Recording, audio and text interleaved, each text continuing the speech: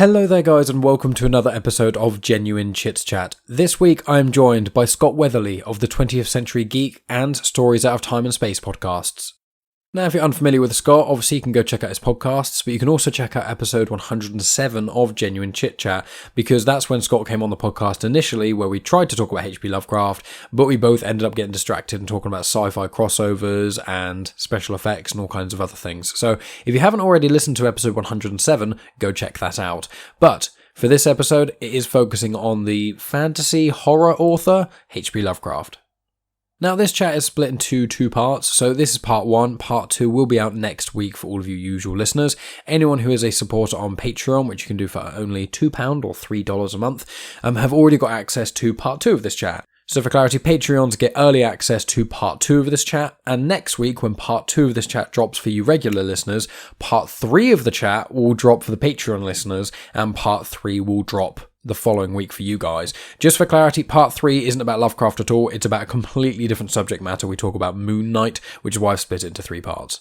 In brief, this conversation starts talking about Lovecraft's life, including his bigotry, relationships and death, and then Scott walks me through some of his writing style, the Lovecraftian horror itself, the creation of the ancient beings like Cthulu, what happened to his works after he died, and that sort of thing. And really, that's all I'm going to say for now. There will be a quick promo to play, and after that, the conversation will get started. So I'll be back at the end of this chat just to talk about what you can expect from part 2 and the other things that I've been getting up to and whatnot. And just a reminder, if anyone is a Patreon, make sure you go check out this episode on that feed, because you get to listen to the full 1 hour, 40-minute discussion on H.P. Lovecraft uninterrupted. Anyway, guys, thank you so much for listening. As always, I appreciate each and every one of you, and I'll talk to you at the end. My name's Scott Weatherly, and I'm the host of 20th Century Geek, the podcast that looks at all aspects of geek and pop culture from the 20th century. Whether by myself or with an amazing guest, 20th Century Geek delivers full movie series retrospectives, classic comic reviews and discussions, interviews with those that created and contributed to 20th century pop culture, and everything else in between. 20th Century Geek is your one-stop shop for retro geek talk. Find us on iTunes, Spotify, and all other podcast catchers.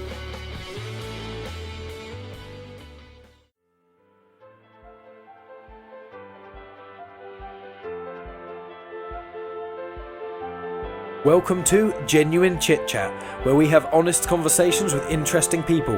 And I'm your host, Mike Burton.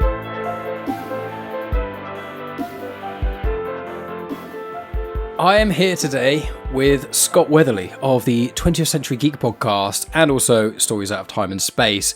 Scott, last time you came on the show, we had a plan, and the plan was to, to talk about H.P. Lovecraft, because I don't know much about it, and a friend of mine really got into it. So we did the podcast, we settled down, we started on a tangent about sci-fi, I think special effects and crossovers, and we spoke for over 2 hours, and we didn't even touch Lovecraft. So this time, we're going to start, I was going to ask you some other questions, but no, I know what you and I both like. Even at the start of this podcast, we've been talking for 25 minutes without pressing record. So let's, without doing anything else, people are going to know who you are. Hello, Scott.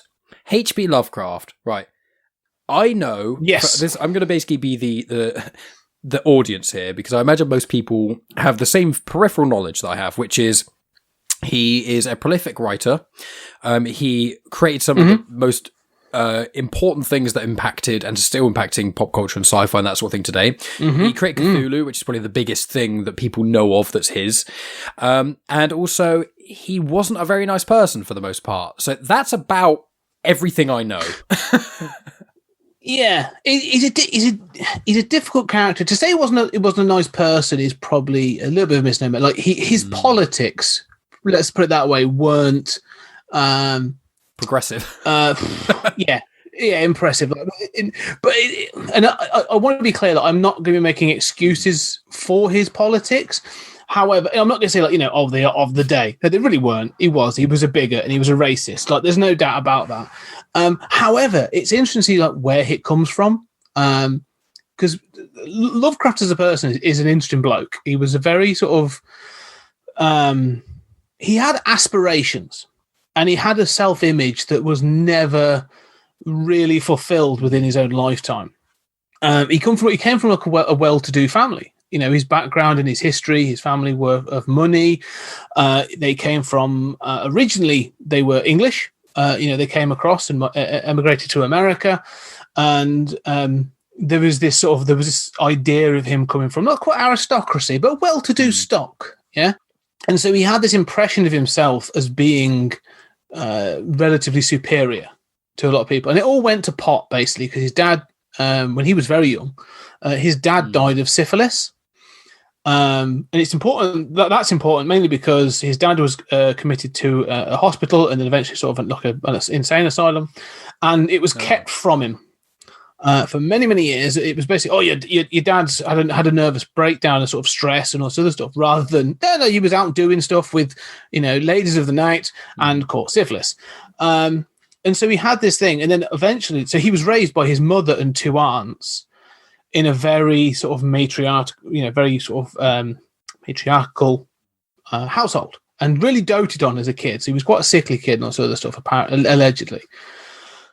But although he was sort of raised by these women, and you'd think that would sort of garner some sort of liberal outcome, not at all. I think this is still, you'll remember, this was sort of the early early 20th century. And so his education, because he was sickly and sort of came from book reading, did a lot of book reading. God was clever, really into astronomy and astrology, sciences and all this other stuff, but very, very book learned, very, very book learned. It all came from reading, not hugely worldly. Lived in Providence, Rhode Island, and that was it. That's what he wanted to. There was all these aspirations of being worldly, and he's almost like, you get the stereotypical geek that you and I are very nerdy in many ways, but that idea of sort of like lives in his mum's basement and doesn't go out much. That is actually Lovecraft. Like, he wasn't apparently not great in social circumstances, but incredibly intelligent. But what he would do, he would sort of go out of an evening and walk, because it was quieter at night, and admire the architecture, and then would write about it and stuff like that. So yeah, he was just an odd guy. He just sort of had this sort of closed world view that was garnered from this idea, firstly, of his superiority, and then this sort of like closed politics that, I'm better than everyone. I can't really, if he'd have been born in the sort of like early, if he'd have been born a century or more earlier, he'd have loved it. You get this feeling that he would have loved to have been touting around as a gentleman of, sort of late 1700s, sort of late 18th century, early 19th century, sort of England somewhere. So yeah, he just sort of, he just sort of a man at a time in many respects. But his politics are confused, because he openly in if you read some of his work, his racial prejudices are blatantly there in his work. But a story called The Horror at Red Hook. Sorry, I know peripheral footnotes, but the Stranger, is that one? Yeah. Or The Strangers, is that one of his? Or maybe that's the one you're talking about, and maybe I'm misinterpreting. But it's basically someone moves in next door, and they're a black family, and it's bad in some way. That's the vague. My friend poorly explained this to me when I was drunk, so I've got very little. That's the thread. There's one called The Stranger, right? That's what I'm thinking of. Which is about that. But yeah, Horror at Red Hook is very much like, and then there's another one called. Set my notes. The facts concerning the late Arthur Girham and his family, and these all sort of come down to, so the Horror at Red Hook is about, and we'll get into his time in New York. It's basically sort of a neighborhood in New York, and he sort of says, it's where all the immigrants go to live. And then basically there's a page worth of stuff where it's like, yeah, here's the descriptions I have of all these immigrants. None of them are good. And you sort of read it, and you read it now, and you're like, this doesn't work, does it? Really? It makes you feel very uncomfortable. And then underneath all this is there's a cult that is sacrificing children to an eons old demon for immortality. And then the other one is that facts concerning the late Arthur Girham and his family is about a guy who has an odd appearance, and eventually sort of the story starts with him killing himself. He goes out and burns himself on the moors. And then you sort of backtrack and you get flashbacks of his history. And what it basically boils down to is that his great-great-granddad had sex with an ape in the jungles of Africa. I see. And so he's had this sort of like this ape gene as it's gone down the line. But this thing of it being sort of like apes and Africa is sort of like hammered home throughout. And you're like, I get what you're saying. Like Mr. Lovecraft, I get what you're saying. You don't have to keep trying to, hammer this metaphor home of apes in Africa. It doesn't bode well. The good stories, that's the thing. Like the horror in them is good. Maybe not the facts concerning the late Arthur Jerome, but the horror at Red Hook's a good story. Like it works well. But his politics and prejudices definitely come through. However, he was clearly confused because he was at one point, people would say he's an anti-Semite. Yeah, but he also married a Jewish woman. Okay, well, he was anti-gay. Yeah, well, he might have been, but also one of the people he corresponded with on a regular basis was an outed gay gentleman in the 20s. Didn't seem to have a problem with that. And you just get this thing of like, he may have had these politics, but it was almost like he was never sort of really that bothered by it. Do you know what I mean? It was almost like he believed it, but he believed it because he felt like he had to believe it. Right, I see. Rather than, I don't think actually really cared about politics in a great way. It was probably he was so, like with his writing, say, the way I'm kind of thinking about this is someone who cares so much about their writing, so cares about putting the story together. It's almost like, I think it's almost like a granddad telling you a story from the war, but using all the wrong like if they went to the Vietnam War and using all the horrible terminology, and then you could bring him up and he goes, well, it doesn't matter, does it? But that doesn't make it right. But no. It's almost so blasé about these racist undertones, but because he isn't fussed about that, he's fussed about this other story, and the racist undertones are the parts that obviously, especially nowadays, get pulled out rather than, I think that's vaguely it's always, I mean, it's always been there, and there's always been a bit of a concern about it, and it's weird that one of the weird things is, I mean, we've recently just had 2 Dr. Seuss books taken out of publication because of their depiction of Asian characters. Okay, I wasn't aware.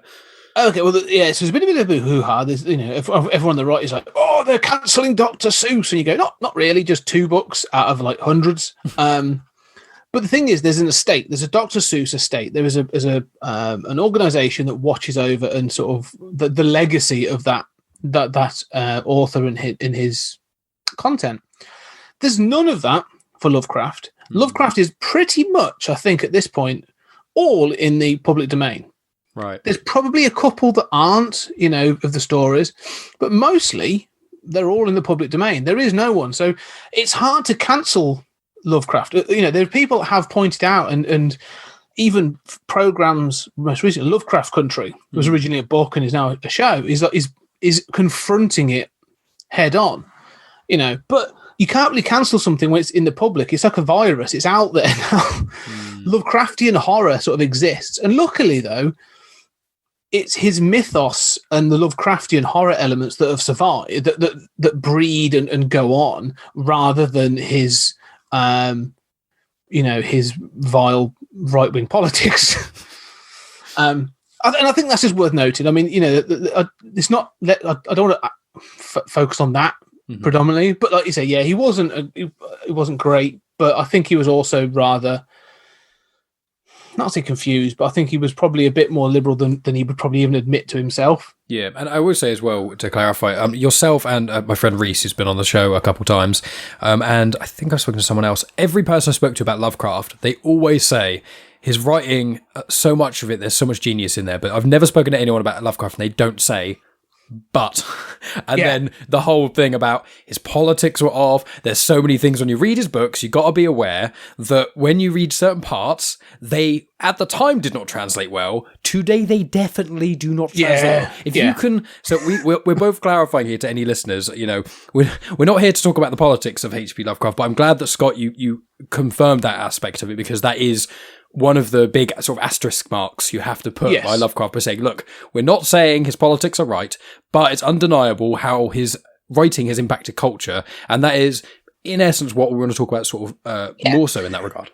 I agree, and you do have to take into consideration that when you read all this stuff, that it was written. The two, well, actually, there's three things you've got to sort of take into consideration: his politics, so who he was and his background, the era it was being written in, as being sort of like, his politics were, like you say, weren't great then; they're worse now. But even so, there's a lot of this is written to be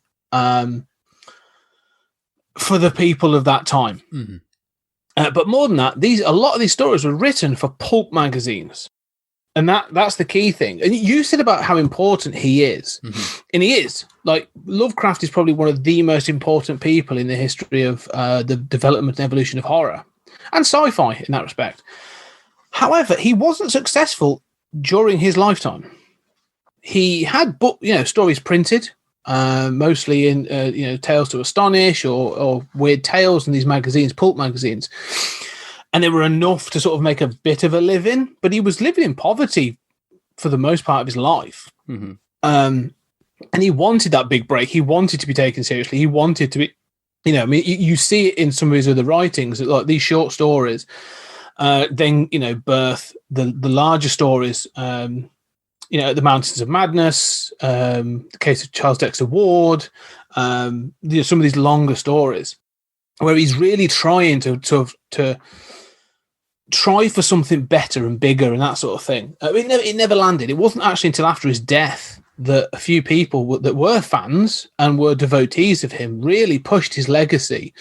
And again, it wasn't probably until the late 50s and early 60s when all of his work started to be republished in paperbacks that people refound him and were like, "Oh, this stuff's great! I love this." And he really became the Cthulhu Mythos really took off probably in the 60s and then into the 70s and stuff with the paperback boom. So, he's a sad character. Died early. Yeah, I just looked it up. That's what you saw me looking down and stuff. I looked it up. It was born 1890 and died 1937. Wonderful. Yeah, so of cancer. Yeah, Oof, could have lived longer, but didn't trust or like doctors, so refused to go see them. So sort of brought on himself, really. Can't, it's his own fault. Am I right in thinking here, sorry, with Lovecraft, obviously, we'll get into how his writing style and stuff is shortly, because I know that's a very interesting thing as well, and how his story lengths as well varied so wildly. But are there books about his life? I presume there are. There are like biographies or that sort of thing. There's a couple. If you ever really want to know about Lovecraft, there's a 3-volume book by a guy called S.T. Joshi, who is like the go-to Lovecraft aficionado. Like, he's written these books and they are wonderful. I've read some bits and pieces he's written, not the whole volumes, but like articles and shorter pieces he's written. But more than that, he actually re-edited a lot of the stories to sort of to polish them up a bit. And that is now sort of the accepted text. I see. And that's not to say he hasn't changed massively, but he just tidied them up a bit. So yeah, S.T. Joshi. If you ever want to if you Google him and Lovecraft, you'll find loads of stuff about him. So that's the way to go. Mm-hmm. But yeah, you talk about his writing style. What would you think of when you sort of think Lovecraft? What do you know of his writing style then? Well, when I think of Lovecraft, the first thing I think of is Cthulhu, but I blame that partly because that's partly South Park, because I watched an episode of South Park, Cthulhu's quite in it, and then I was like, what's this Cthulhu guy? And I went down like rabbit hole about H.P. Lovecraft, and I was like, this is not one of those easy, sometimes when you see a reference to something in South Park or Rick and Morty or whatever, you Google it and it goes, oh, this was a line in a film once. And you go, okay, you try and quickly have a little Google search late at night about H.P. Lovecraft. You could spend weeks on the internet learning about him. So I looked at them and I stared at it and went, I see. Didn't look at it again. But my friend Reese, he read quite one of the sort of collected volumes, and he said his writing, there's two aspects of the writing style which we can tackle first. There's either the actual style of how he wrote things themselves, or actually the length of a lot of the stories. And I think the way he wrote is probably the interesting part, because what I vaguely know is, and this is layman's terms, what I'm remembering what Reese told me, is essentially people of that time, if you go back a certain amount of decades or even centuries, there was a type of writing style that was used like centuries before Lovecraft. And by the time of Lovecraft's day, that writing style wasn't really done anymore. And then Lovecraft started doing it. And even at the time, people were like, why is he writing in this weird old style? Yes. And that's all I really know about that specific. If you were to, it's a phrase to use. It's very purple prose, like Lovecraft never met 4 words he didn't like to describe in 12. I see that sort of thing. I mean, to be fair though, like it's beautiful. When he gets it right. It's so good, and it's almost like poetic in the way it does. But the vocabulary, when I first read Lovecraft, when I first in my teens, picked up again. Picked up some paperbacks, and you get some stories. You say about the length, and they are quite short. Some of them are very short, and they get longer, and they do vary in length. And there's a couple of stories. You read the first couple, like Dagon or the Hound, or I'm trying to think. I'm going to check now. Some of the early ones, and you go, yeah, I get what this is. Just check some of those earlier ones. Got my big book of Lovecraft here. Yeah, The Tomb. That's a good one. Beyond the Wall of Sleep. And then or Cats of Ulthar, that's another good one. So you get those, and you're a bit like, I sort of get it, okay. And then they're very straightforward. They're relatively straightforward. I mean, the Cats of Ulthar, for example, is about a horrible pair of people that get eaten by cats. Oh, okay. But they're all sort of straightforward. And then all of a sudden you take a step into it, and you get stories like the Dream Quest of the Unknown Kadath, which is literally as it sounds. I was about to say. It's a dream quest. Like, some of the descriptions in it are really bizarre.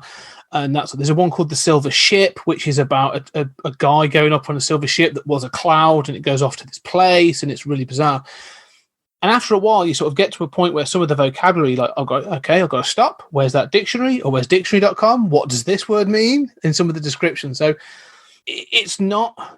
Before we were talking about some of the comics we read, and you said there's the thinking comics, and there's the sort of like, the fun... Junk food comics. Junk food comics, which is, not to sort of piss on anyone that's written the comics, but you can absorb them. They're just there for, they're sort of like punchy and really good fun. Yeah.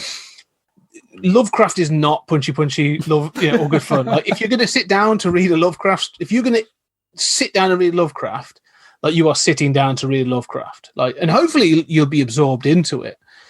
But yeah, so one of the things he loves to do, and you say about his style, he had lots of styles. He went through different periods. People consider it like his development or evolution.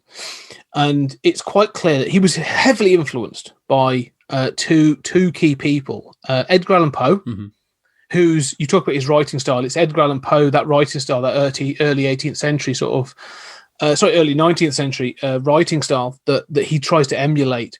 I mean, if you ever read... I don't know if you've ever read any Poe. I don't think if you read the first paragraph of The Fall of the House of Usher, all right, it's probably about 7 or 8 lines. It's one sentence. Oh, and I could read you somewhere, but it's that sort of thing. And he loved that, and that's that purple prose. And the other one was Lord Dunsany, who was a sort of a sort of a contemporary of his time, a little bit earlier, but wrote very sort of like Byron-esque romantic sort of language and all that sort of thing. And so he fell into that. So his first belt of stories is that. Like, there's horror in there. You get like Dagon and the Tomb and things like that. But you do get the Dream Quest and the Silver Ship and these others. And then the mythos stuff starts to take hold. You see bits and pieces of it coming in.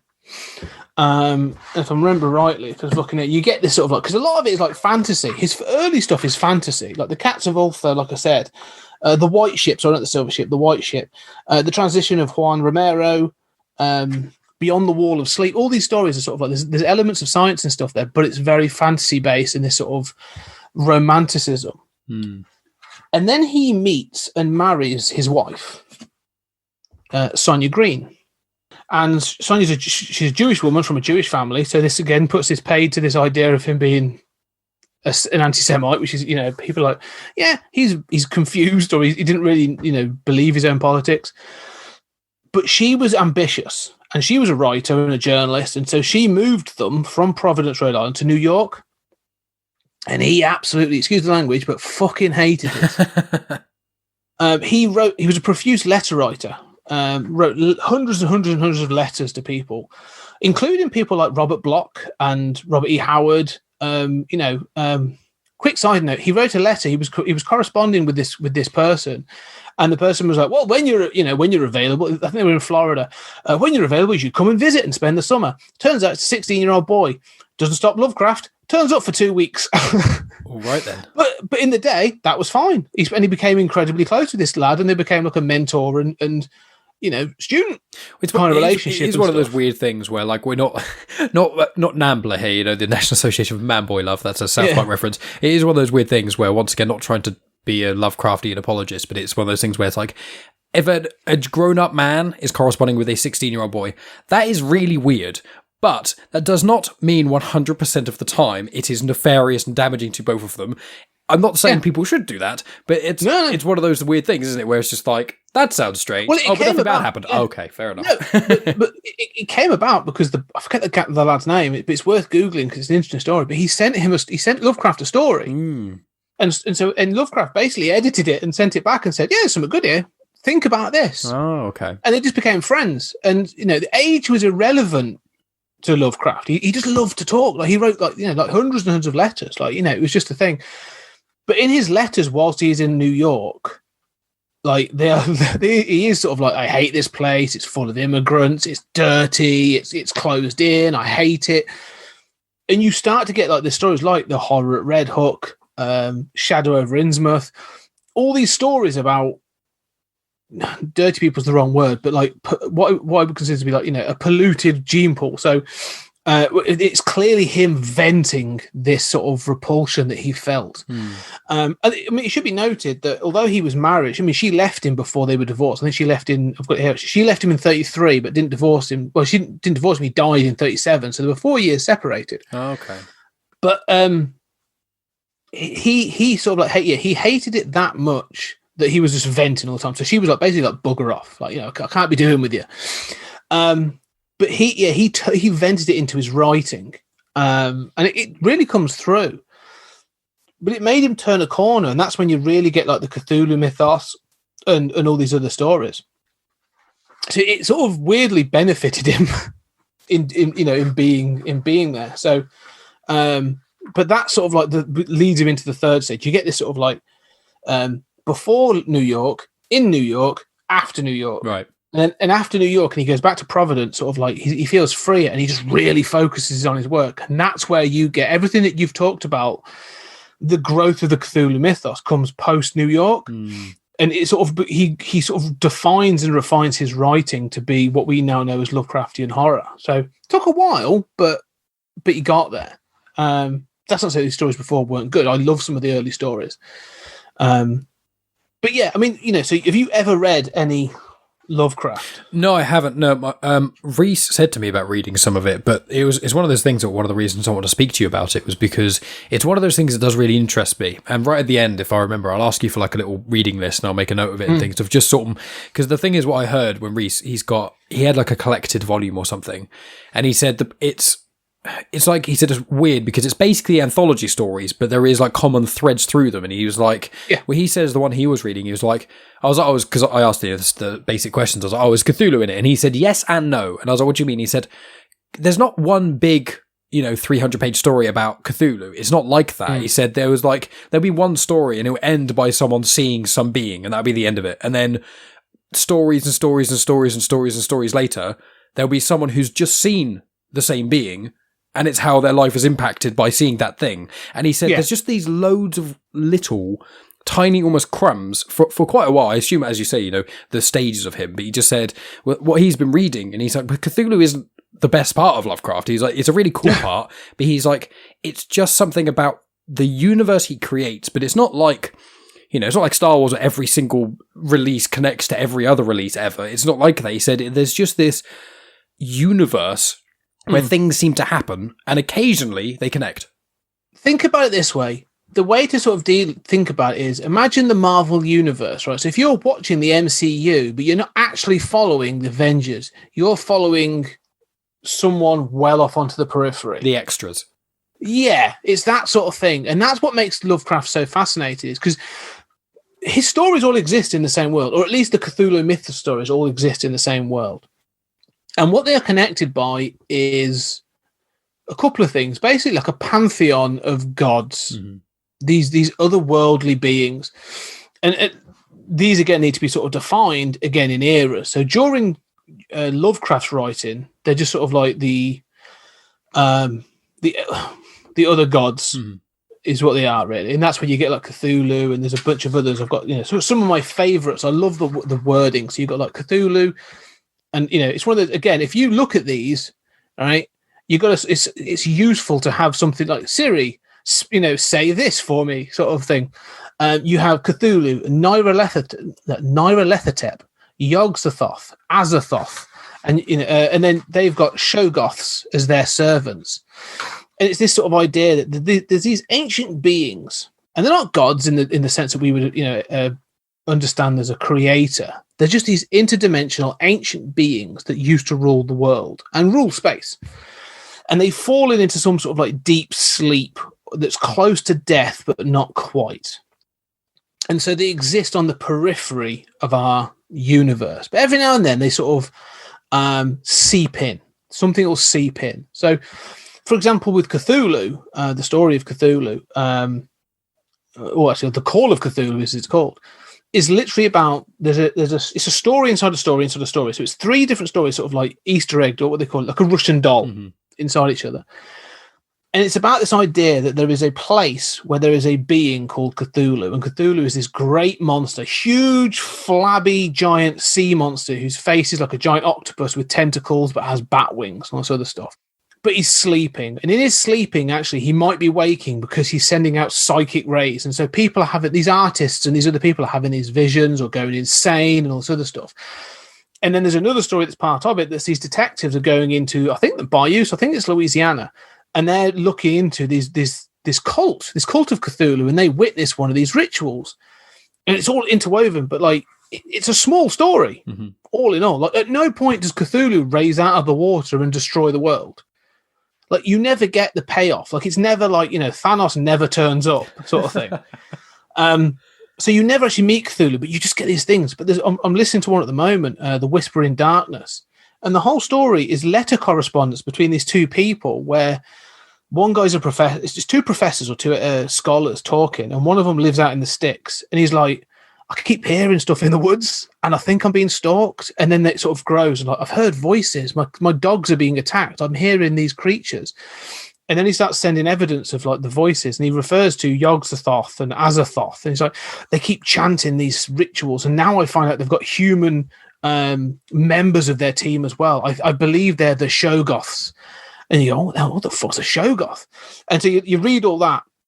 And then you read the Mountains of Madness, which is an Arctic expedition that finds out that there's an entire city existing under the ice, and they're attacked by Shoggoths, and they describe them in that book, and they're these sort of like weird tube things with tentacles coming out the feet, and they've got wings and multiple eyes and all this other stuff, and you're like, right, well, that thing is now living in a forest somewhere in Vermont, and so they start to sort of like, you realize that these things just exist on the periphery, and you're never sort of, you're terrified because the horror comes from the fact that the Shoggoths, they interact with us. They exist. But there are characters that sort of just exist on the... If Cthulhu was to wake up, as it is foretold, he wouldn't give a monkeys about this. He's not good. He's not bad. His job is to destroy anything and bring about the rule of these elder gods again. And that's it. Doesn't care about us. We are an insignificant part of that. And the same for the rest of these gods. Like, we are just part of this cosmos. And that sort of like comes down to the philosophy of Lovecraft, where he looked out his window. I tell you, he was big in astronomy. Like, you get astronomers that look out and you go, oh, look at that vast open space, all the opportunities for exploration and all those things that could exist in that universe. That's amazing. Lovecraft looks out there and goes, it's horror. There are things out there that are going to kill us and don't care. We are insignificant in this wider universe of nothingness. And you're like, wow, it's no wonder you don't get invited to parties. But that was his heart. That's the point. Like, these things exist, but they do not give a shit about us. They don't care. And And that's why it's so fascinating. But like you said, they just keep turning up. And it's like an anthology. The Mythos is like an anthology of like, oh, people have interacted with these beings. And I've got like some of the stories here. The Mythos was like the Mountains of Madness, Whisper in Darkness, Call of Cthulhu. I think even some of like the Randolph Carter stories put onto it. Dulwich Horror. I'm trying to think what else we got. But yeah, there's loads. They just sort of keep slotting into this idea, but it's because one of the great things about these stories is like your protagonist or the person you know that sort of the story is about often has no idea. Like it's their introduction. It's like the X-Files. You're getting a snippet of information at each one, and because you've read them all, you're able to see this like patchwork quilt of information about these intergalactic, interdimensional creatures. But if you're some poor sod who's coming across these in whatever part in the forests of Vermont or in the Arctic Circle, like you're just getting this glimpse, and it's that's where the horror is and that sort of thing. So it's fascinating, this whole mythos and these creatures. That's sort of the mythos side of it. It's fascinating. Yeah, and with that as well, because one of the things that Reese was saying to me, he was like, this might be an over-exaggeration due to my poor memory, but it was something like, he was like, some stories are literally like, I think his shortest is like a few pages, like 7 pages or something. And then he said one of his longest stories is only, am I right? I think it's only like 90 pages or something. Like he doesn't, or am I misremembering that? I seem to remember. He's got a couple of novellas, like the Mountains of Madness is probably about 140 pages. Yeah, but that's like his longest. He never writes. Yes, his longest. Yeah, A Case of Charles Dexter Ward's about 90. Like he's never written a full-blown novel. I mean, his shortest story is half a page. Oh right, I was actually under. Yeah. I was thinking that. I was like, surely it would be 1 page or something like that. But yeah. Yeah. I think he's got one called Azathoth, which is literally just about the god, which is about half a page. He's also got a really short one called, which we'll get onto, but it's part of. Nyarlathotep. Sorry, he's got one called Nyarlathotep, which is like a page. But all of this is dictated in fact, I'm going to find him. It is dictated in the Necronomicon. Yes. So this is the other part. Like not only do the monsters or the creatures provide the interconnectivity of this universe, there's other things as well. So he has created a fake university, the Miskatonic University in the town of Arkham. So if you ever want to know where Arkham Asylum came from, Lovecraft. Genius. And so Miskatonic University, you get all these poor sods that come from like if you ever were to get, a scholarship at Miskatonic University, you'd be like, I'm good, thanks. I'm going to Harvard.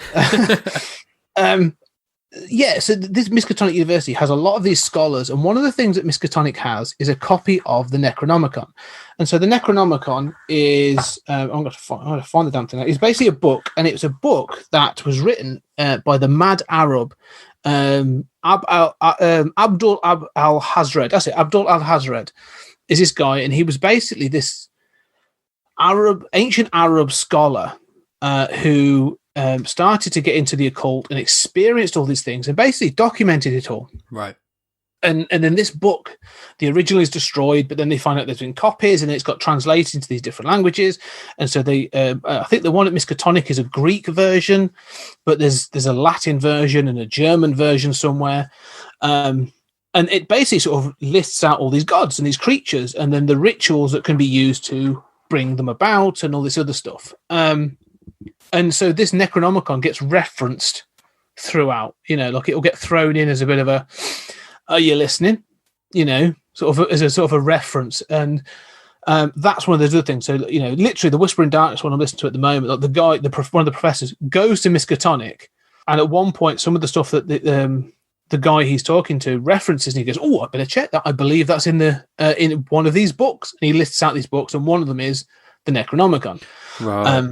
So it's stuff like that, which is really cool. So it's sort of, it's one of these sort of, it's Easter eggs in a shared universe before anyone else was doing it. You're like, this is really exciting. Yeah. I'm thinking that as well. It is, the more you delve into it, the more clever it is. And it's things like the amount of influence, like just the name Necronomicon. I mean, the amount of things. I mean, there's a band I like called Necrogoblicon, and that's obviously there's in Evil Dead, whatever the Book of the Dead is in that. That is cool. That is literally the Necronomicon. I thought it was. And then there's loads of other books. Basically, anytime you get some sort of crazy show, normally a horror, and you've got a Book of the Dead that's made out of the skin of trapped souls or something, it's called, obviously Necro, I think comes from Latin dead or something along those lines, and then Nomicon or those sort of things. So it's like, there are so many threads of his work in popular culture. And out of interest, with his sort of his 3 phases, was he because he died when he was only 47, so for a writer that's quite young, especially because you think a lot of the time writers can live to when you're old and you can't do anything with your life, the only thing you can have to do is sit in the room and type. So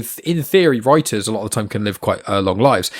And when his work stopped, is there like a clear time where you can see the work? Like, I'm trying to get at like unfinished work, essentially. You get certain authors, and you get I think Jane Austen was one where there's like her last book was like kind of unfinished. Is there that sort of thing with Lovecraft? There is, yeah. There's a couple that people have sort of, you read it and you think this, because so when he died there were unpublished works, but that wasn't uncommon because he wasn't famous and he wasn't successful. So a lot of his work actually got first publication after his death. Mm-hmm.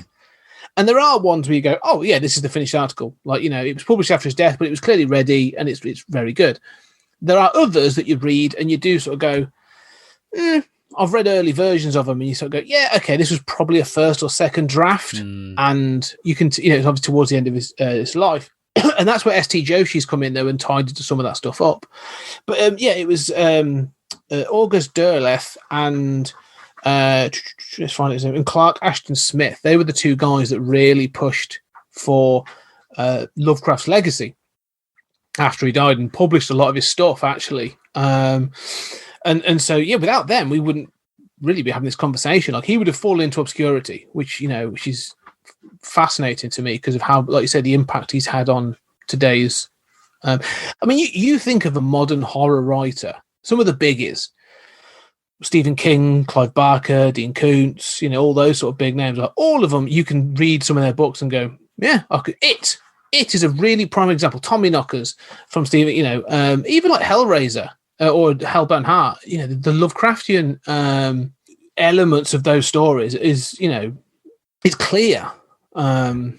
So yeah, it's fascinating to see that he sort of, he almost didn't have that influence, but luckily he did.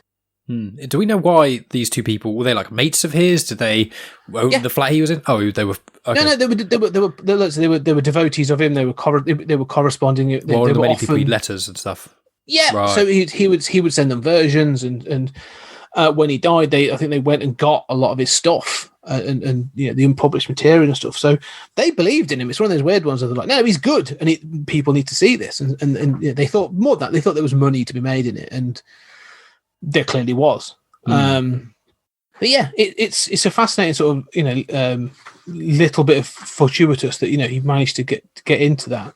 But you say about, I want to get back to sort of this idea of the shared universe, because one of the things that's interesting is, and I didn't know this till recently, he has like reoccurring characters, and there's one in particular. Now, there's a story called The Statement of Randolph Carter. And and this is another thing that he does. He does a lot of first person stories. And The Statement of Randolph Carter is told by a guy called Randolph Carter about an event where he and a colleague and friend have found this catacomb, I suppose.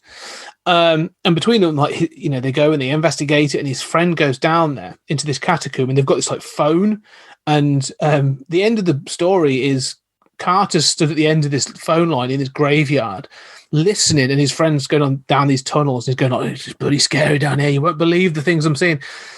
It's almost like everything's off screen. He's just describing it, and then all of a sudden it goes quiet, and Carter's like, "You fool, come on out!" And the voice just comes back on this phone, and it's like, "No, you are the fool. Your friend is dead." And you're like, "What the hell is down in this pit?"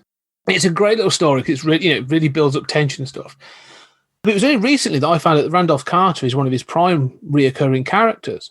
Okay. So it's the dream quest of the unknown Kadath is Randolph Carter is the person having the dream. Okay, and that's him in his early 20s. And then you have the Statement of Randolph Carter, which is later. And then there's these stories about almost like a time loop where Randolph goes the Silver Key and through the gates of the Silver Key. And one of them was about him having a flashback and seeing the future and this other stuff. And then he gets taken away by aliens, basically. And then there's this thing, I think it's through the gates of the Silver Key, is a story. A group of people are coming to divvy up Randolph Carter's estate because he's believed to be dead. And this one person turns up who's supposed to be sort of like they call him an Asian psychic or from the Dark Continent or one of those other, politically incorrect descriptors. But they keep focusing on him and how his physique is different and how he wears strange clothes to cover his hands and all this other stuff. And basically, it's then revealed that this is actually the mind of Randolph Carter in this other alien body. And you're like, what the hell has gone on for him to be what? Like, no, there's a story missing here. Come on, Lovecraft, like fill in the gaps. But it's again, like that's the great thing of this. Is like, he's like, no, screw you, figure it out yourself. Like something weird and horrific has happened here, but you're not going to know what the details are. I love all that kind of stuff. Yeah.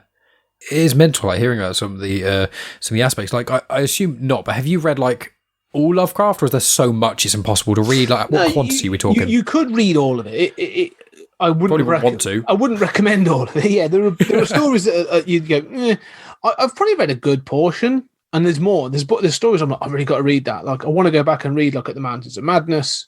Last year I really I've read quite intently the Case of Charles Dexter Ward, which is great. But they're good. But I always find his short stories are more punchy. And I go back to, there's a couple I go back to quite a lot. Just because they're short and they're punchy, they're good fun and that sort of thing. Call of Cthulhu is one. I do like the Call of Cthulhu. It's a little longer, but there's one called Pickman's Model, and it's another one of those first-person stories. It's basically a story about a guy who is recounting to his friend about this artist that he met. And they go to this art event, and there's all these people, and they've done a landscape, and they've done some architecture. And there's this one guy, he's drawn cadavers being eaten by these foul creatures. And everyone's like, yeah, he's messed up, this dude. But they're so realistic. These paintings are so realistic. He's so talented. And everyone's like, why does he paint this macabre, depictions of death and this violence and this sort of depravity? So this guy who's telling the story says, I want to know more about him. So he goes to meet him. And got in this artist called Pickman, and he says, "Well, look, I've got a studio, and I it's all the places, locales in my paintings are real. I go there and I paint them, and they're like, oh, okay, so that's how you do it." He says, "But your imagination, these creatures that you paint, they're fascinating." He's like, "Oh, yeah, well, imagination, great thing." And they become friends, and eventually Pickman sort of says, "Look, I'll tell you, come round to my house, and I'll show you my studio." And so he does, and Pickman takes him into a studio, and it's upstairs, and it's like a typical artist studio. And he picks up a canvas and says, right, now we're going to go back, we're going to go to where I'm painting my next picture. And they go into a sub-basement, and basically there's a tunnel, or a well, there's a well thing, and Pickman says, like, whatever you do, don't move. And that, right? And he says, look, I'm just going to show you something, but don't move. And so he calls out, and this creature comes out, and it's a ghoul, like a proper ghoul. Like the way it's described is sort of like it's gaunt and it looks skeletal, but it's exactly what he's been painting. And it comes up, and he sort of it converses with Pickman and then buggers off. And basically, the realization is everything he's been painting is real. And then it's sort of the final note is that Pickman's gone missing. So the story's happening, I think, 3 weeks after Pickman's disappearance. And this guy's going like, I think I know what's happened to him. But the police aren't listening to me and everyone thinks I'm nuts. But I've seen these things and I can't sleep now because I know that these ghoulish creatures exist. And, it's told in first person. I did it as a podcast, actually, a couple of years ago, as a horror sort of like as a Halloween story. I think I listened to that. Yeah. Weirdly enough, because I remember listening to it, and when I listen to a podcast, that's the only one I didn't finish because I listened to it, and after about 10 minutes I was like, I don't know what the fuck is going on. Yeah. Like, it was because of the way, obviously, I didn't, when I listened, I saw it said something about Lovecraft, and I think that was probably around the time Reese was reading Lovecraft. Yeah. And I was like, oh, I'll learn a bit about Lovecraft. And then you obviously started reading it, and I was like, this language, like, I wasn't expecting, I was like driving to work, and, you know, when you're not you've got to put your head into it. There's two kinds of podcasts. There's the podcasts people talk about movies that you've seen and you can vaguely listen. There's ones where people talk to like an astrophysicist and you're like, if you miss one word, nothing will make sense. That's it. And that's kind of what it was like. Yeah. So I love those. I love some of his stories. And I could list a bunch off, like, you know, The Beyond is a good one, which is where sort of they use, if you can be tuned into certain vibrations that allow you to see things that exist around us that you can't see with your regular eyes and regular senses. And when you do, not only can you see them, but they see you. So there's a risk to it. And that's a really good one. Rats in the Walls, The Hound's a good one. But I'll tell you a good one that's a bit long. It's Herbert West Reanimator, which was obviously made into a film. A lot of these were made into films. There's been a load of sort of films. That was going to be a question of mine a bit, because I know one or two of the films, but yeah. And it's one of the... Herbert West Reanimator is a weird story because humour isn't bit, you know, if you're reading Lovecraft, you're not looking for chuckles, like you're not here for the guffaws.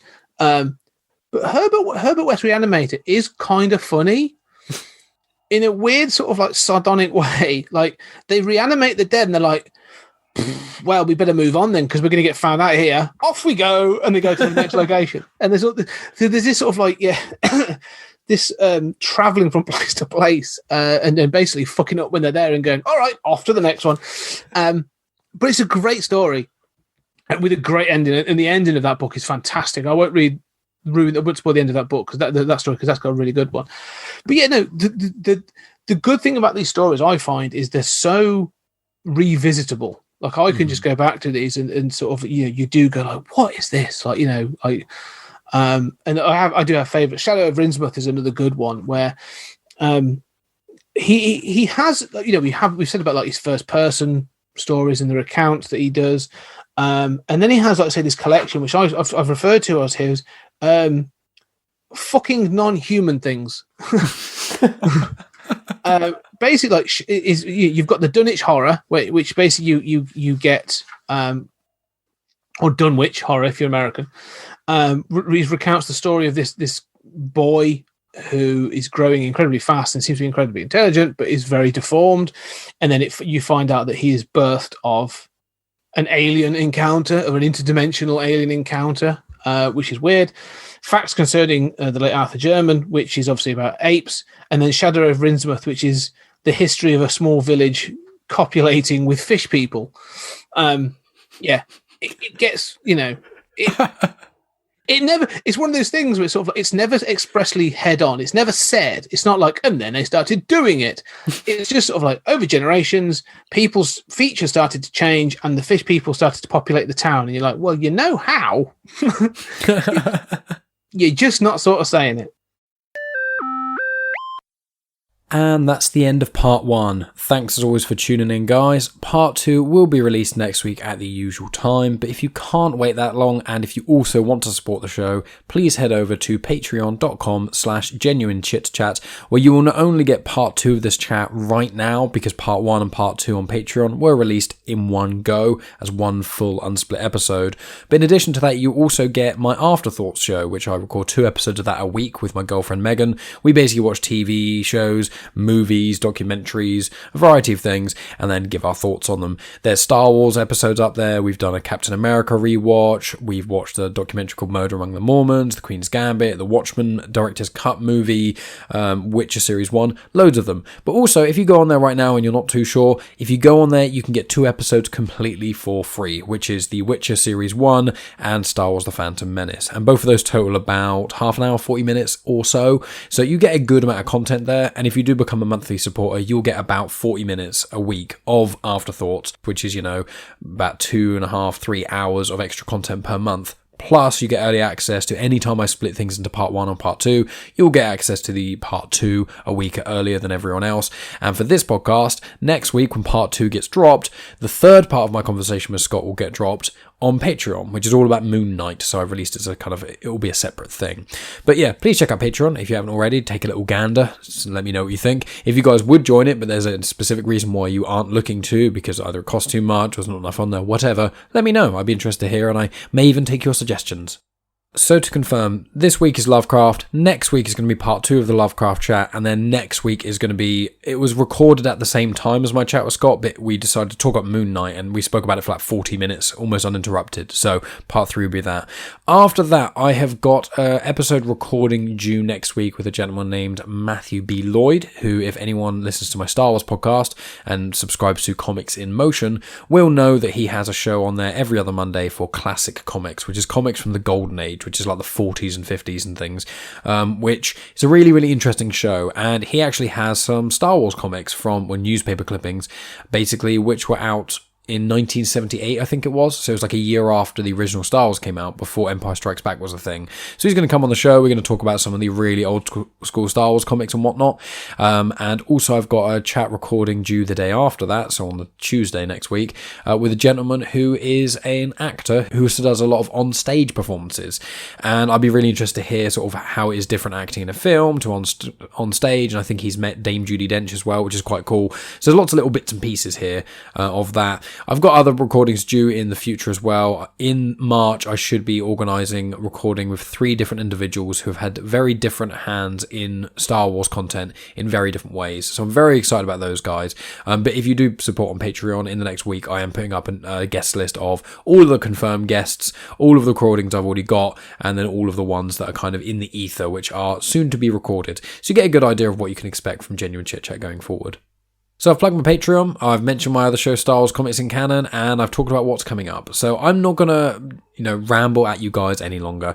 Thank you as always for listening. It genuinely means the world to me, the amount of you guys that are still listening through the pandemic and all those sort of things, as well as all you guys who support me on Patreon, because it makes a massive difference to me, and I just want to say thank you for that. So aside from all of those things, guys, I really hope you stay safe. Please contact Scott of 20th Century Geek. Let him know how much you enjoyed him being on this and that you can't wait for next week. And also, guys, I just want to give you all a hug, because you're all really nice people for listening to my show. Anyway, I will talk to you guys next week. Thank you so much.